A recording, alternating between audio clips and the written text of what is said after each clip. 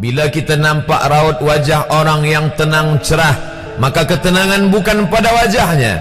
Bila nampak orang melangkahkan kaki dengan tenang penuh wibawa, maka ketenangan bukan pada kakinya. Bila tampak ayunan tangannya tak tergesa-gesa, maka bahagia bukan pada tangannya. Di mana letak bahagia itu? Ala fil jasadi mutrah. Ketahuilah dalam jasad ada segumpal, ada sekepal, ada sesuap. Idza salahat salahal jasadu kulluh. Kalau yang segumpal itu baik, maka yang lain ikut menjadi baik. Wa idza fasadat fasadal jasadu kulluh. Kalau yang segumpal itu rusak, maka dia pun ikut menjadi rusak. Yang segumpal itulah yang mengendalikan mata, telinga, tangan, kaki. Yang segumpal itulah tempat rindu, benci, marah, ridha, ikhlas, fasik, hasad, kufur. Di sanalah bersemayam rindu dan benci. Maka jangan terlampau benci. Habib habibaka haunamma. Kalau kau sayang, sayanglah secukupnya sahaja. Karena boleh jadi hari ini kau sayang, besok berubah menjadi kebencian. Kalau kau benci, bencilah secukupnya sahaja. Boleh jadi esok pagi dia menjadi orang yang tersayang. Berapa banyak puan-puan berkata, siapa itu? Itulah orang yang dulu paling aku benci. Tapi hari ini masih ada juga benci, tapi tak banyak. Oleh sebab itu maka dijaga dia. Yauma la yanfa'u malun. Hari itu tak ada guna harta, wala banun, tak ada guna anak, illa man atallah, kecuali orang yang datang menghadap Allah biqalbin salim, dengan hati yang salim. Qaf lam ba, qallaba, berbolak-balik. Qallaba, tidak selamanya bahagia. Kadang pagi hati tenang, petang datang dia pun susah. Kadang pagi hati lapang, petang tiba dia pun gundah. Maka apa yang dapat menolong? Ala bizikrillah, ketahuilah dengan banyak menyebut mengingat Allah, tatmainnul qulub, maka hati akan menjadi lapang. Qalbul mu'min baina asabi'ir rahman, hati orang beriman berada di antara jari jemari kuasa Rahman. Kalau dia hendak, dia balikkan yang senang menjadi susah. Kalau dia berkehendak yang susah, dia balik menjadi lapang.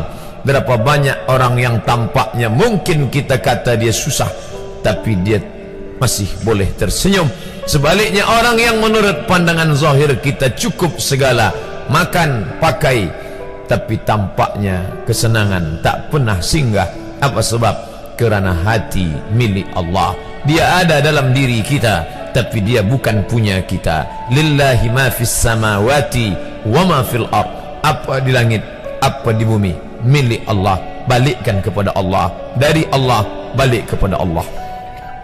Senang mengucapkannya, payah mengamalkannya, lebih sulit memasukkannya ke dalam hati. Oleh sebab itu maka apa cara supaya hati menjadi lapang? Yang pertama, iman.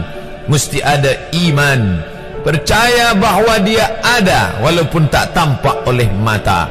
Dulu ada seorang filosof, dia berkata bahawa aku percaya dia ada bila boleh tampak oleh mata, disentuh tangan, didengar telinga. Tapi bila tidak dapat ditengok mata, dipandang mata, didengar telinga, disentuh tangan, maka dia tidak ada. Inilah orang-orang yang berfaham wujudiyah. Wujud ada, mikrofon ada, mimbar ada, orang ada, kerana aku boleh menatap dengan mata, mendengar suara dengan telinga, bersapa tangan dengan alat yang diciptakan Allah Subhanahu wa ta'ala. Tapi kita mengenal dia bukan kerana rupa. Bahkan bila kita pejam mata nampak berbagai macam rupa, itukah dia? Bukan. Walam yakul lahu kufuwan ahad. Bila kita pandang tengah malam tampak bermacam warna rupa, itukah dia? Ma khatara bibalik fallahu laisa kadzalik. Apa yang terlintas di hatimu, maka dia tidaklah seperti itu. Dia tak dapat dipandang dengan mata. La tudrikuhul absaru, dia tak dapat ditangkap mata. Wa huwa yudrikul absara, dialah yang dapat menatap mata. Jangankan dia, wajah kita pun kita tak boleh melihatnya. Siapa yang boleh melihat wajahnya?